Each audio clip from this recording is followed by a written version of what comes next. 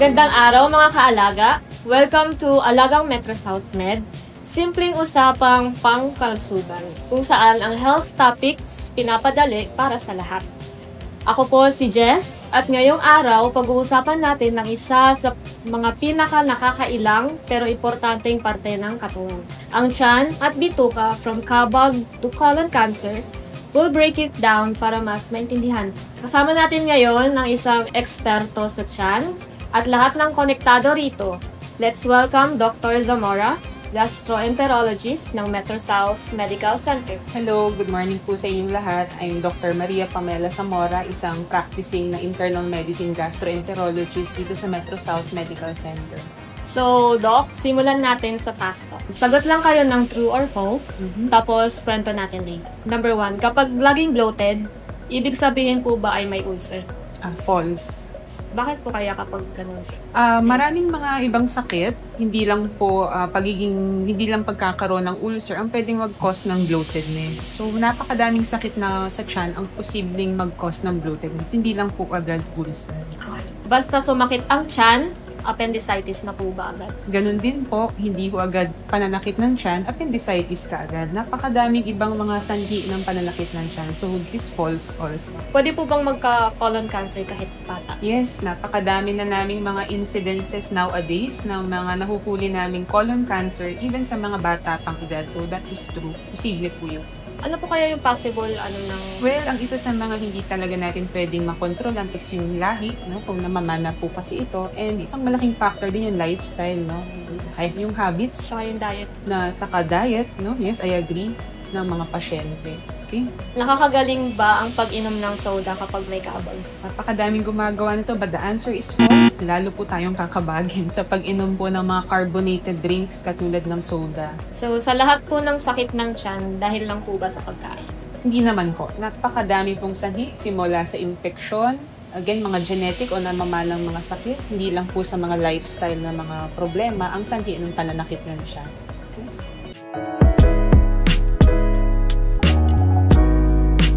Karaniwang sakit sa tiyan po. Kabag, GERD, ulcer, paano po sila nagkakaiba? Well, ang ulcer yung tinatawag naming hukay o uka sa tiyan. And tinatawag namin, this is supposed to be a visual na diagnosis. Dapat yan nakita mo talaga po, no? Gamit ng tinatawag naming endoscopy.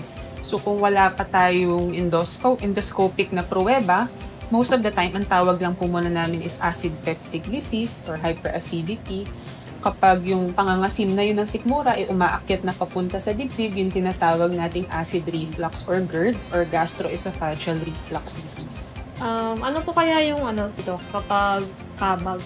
Kapag kabag, Tagalog po yung tinatawag nating bloatedness.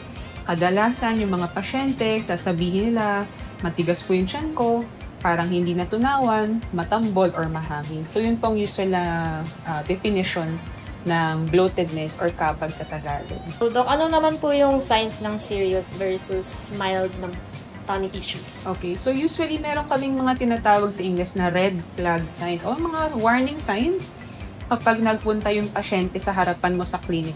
Kailangan mas maging masusi ang examination ko sa pasyente na ito. Posibleng may mga delikadong sintomas katulad ng pamamayat na biglaan, at malaking pamamayat over a period of several weeks or months lang, no, kapansin-pansin, kawalan ng gana kumain, nawalan sila ng gana kumain, and then pagdumi or pagsuka ng dugo, no, is common po yan ng mga red flag signs po na bilang doktor that will alert you na kailangan kong mag-imbestiga ng masusi sa pasyente na ito. Additional question po. Yung stress po ba pwede po mag-cause sa gastro? Yes, very common question yan. Kasama rin siya sa mga sanhi ng pananakit ng tiyan or ibang mga sakit ng tiyan, stress. Although, ang stress po talaga ay parte ng buhay natin sa araw-araw. Ang usual na tip o management namin dito is proper at healthy na management ng pang-araw-araw na stress natin sa buhay.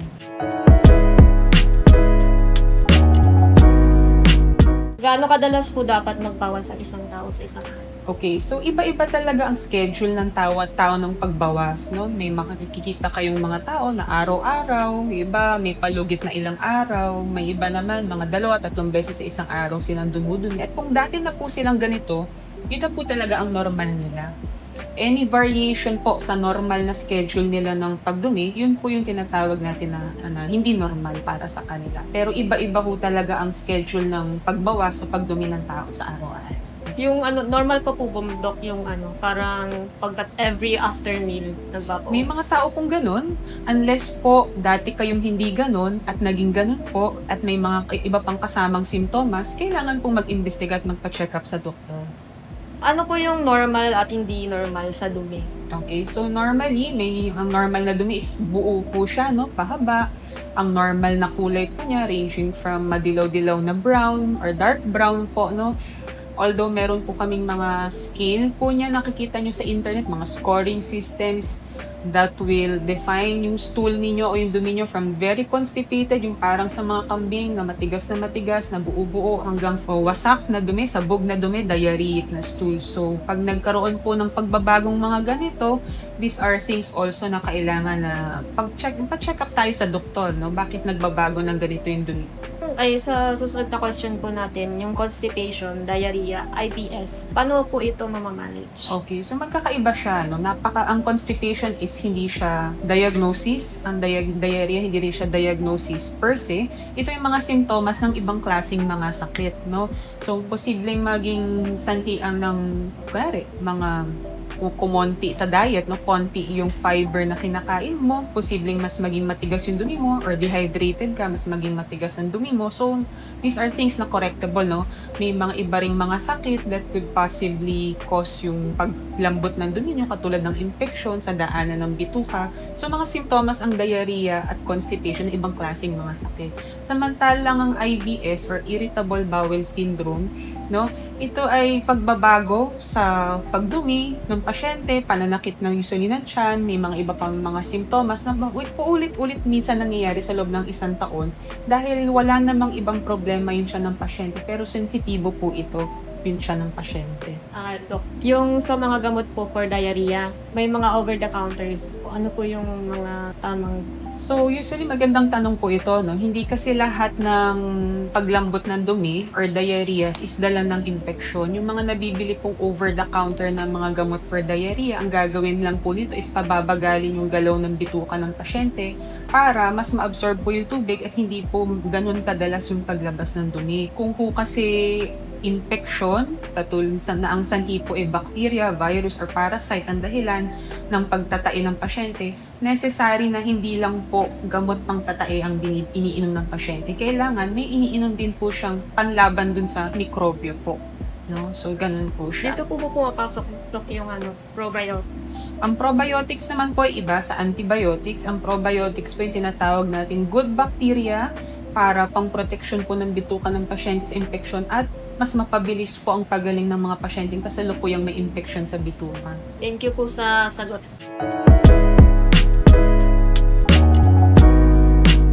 Ito po ay ang pagkain at kalusugan ng tiyan. So, ang question po dito, trigger foods po. Ano ang dapat iwasan ng may GERD or foods? Okay, so since alam naman nating lahat na sa karamihan sa mga pasyenteng may acid reflux or hyperacidity nakakaranas ng pangangasim ng tiyan, iiwasan natin yung mga pagkain, inumin at mga lifestyle habits na posibleng maka-aggravate sa kondisyon ng pasyente. Kadalasan, ilan sa mga common na mga food or drinks na nakakapos nito is kape, soft drinks, yung maasim at maanghang na mga pagkain, mga dairy-based na mga products, no? Paninigarilyo at pag-inom ng alak, pagpapalipas ng gutom or yung iba naman na sobrang daming kinakain sa isang upuan lang. So, iiwasan po yun. Necessary na light meals lang po yung kakainin ng pasyente po at dahan-dahan lang po, no? And most of the time, ina-advise na namin yung pasyente to maintain a healthy weight. Kasi pag lumaki rin po ang pasyente at masyado silang tumaba, nakakakos din po yun ng acid reflux po. No? And we usually advise yung pasyente kung kadalasan pong nangangasim yung sikmura nila o nakakaranas ng acid reflux, dapat mas mataas po yung ulo kumpara sa tiyan pag natutulog sa gabi at pinapakaliwa po namin yung pasyente para mas nare-relieve po sila sa mga simptomas po nila. So, yung nabanggit po before yung good bacteria. Ano po ang good bacteria at paano po ito maiinom? Okay, so meron tayong tinatawag sa English na normal gut flora. So lahat po tayo may ganun. Sila po yung mga gwardiya ng bituka natin, ng mga bacteria, to maintain healthy na bituka para malabanan yung infection. At the same time, nakakatulong sila sa digestion. So normally, para mabuhay tayo ng maayos at healthy, mayroong certain number ng populasyon itong mga bacteria nito dapat sa bituka natin. Kadalasan, may mga nangyayari na namamatay sila katulad ng pagkakaroon ng harmful na infection na nakain natin sa pagkain ng inumin or paninigarilyo or pag-inom ng alak na nakokompromiso itong populasyon ng good bacteria na to. Again, mauuwi na naman tayo sa good lifestyle, iwas sa mga alak, alcohol, no? And may mga nabibili naman po ngayon actually sa pharmacies na mga formulation ng mga good bacteria na makakatulong po sa atin panlaban sa infection. At the same time, kung sakaling may infection ka, mapapadali yung paggaling mo. Yung vape, Okay? nakakakos din po ba yun ng Okay, so yung mga risks ng vaping at smoking ay parehas lang po actually. So, ganun din po, nagiging immunocompromised din tayo or pumapangit din yung kalusugan ng bituka natin. So, ganun lang din po. Okay, wala siyang advantage over dun sa isa. Sa susunod naman po is yung role of probiotics, fiber at water. Paano po iingatan yung gut natin po? Okay, so katulad na sabi ko sa inyo kanina, no, probiotics are there para proteksyonan yung bituka natin as defense and para ma-restore yung normal na gut flora pag na-compromise na siya, pag may infection ka. Ang pag-inom ng maraming tubig, no, helps yung dumi ninyo para hindi siya maging masyadong matigas. No? Mas madaling ilabas ng pasyente. Yun naman pong mga insoluble fiber na nakukuha natin sa mga gulay, nakakatulong po yun para tinatawag na stool bulker o para lumaki yung dumi, pero malambot po siya, madali po siyang ilabas ng mga pasyente, hindi siya kailangan ikinig po. So, thank you po dun sa mga answers po natin sa questions.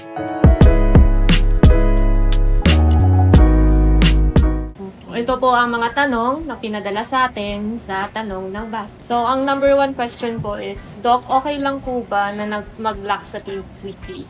So, usually yung mga over-the-counter namin na mga laxatives are medyo safe naman po sila. So, they really can be taken frequently. Lalo po yung iba naming mga matatandang pasyente, no? Dala po ng edad nila na hindi na sila masyadong nakakagalaw or may mga iba sakit sila na nakakapagpabagal ng galaw ng bituka.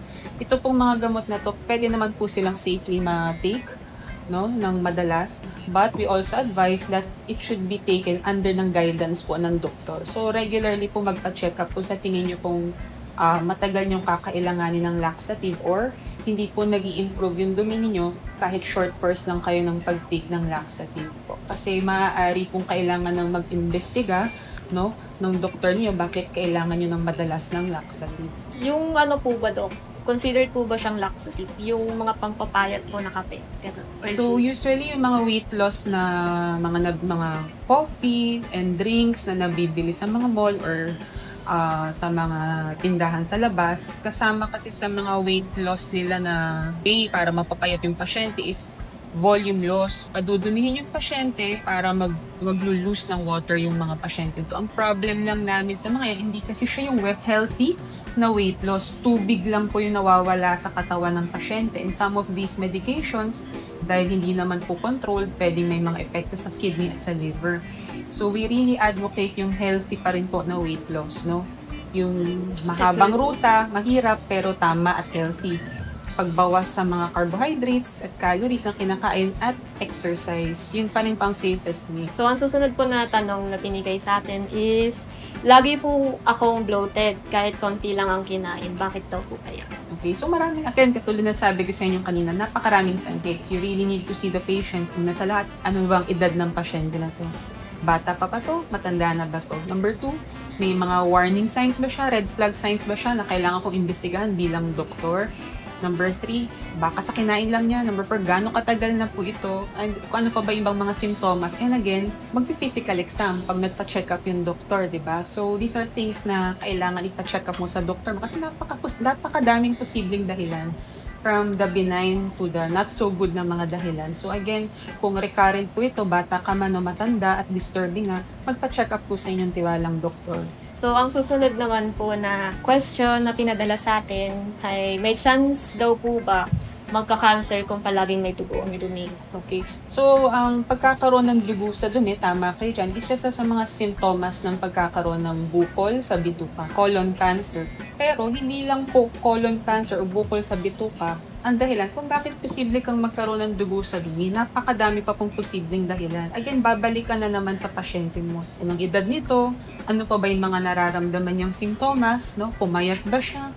Nawalan ba siya ng gana kumain? May family history ba sila pag nag-i-interview kami? And pag-physical exam din.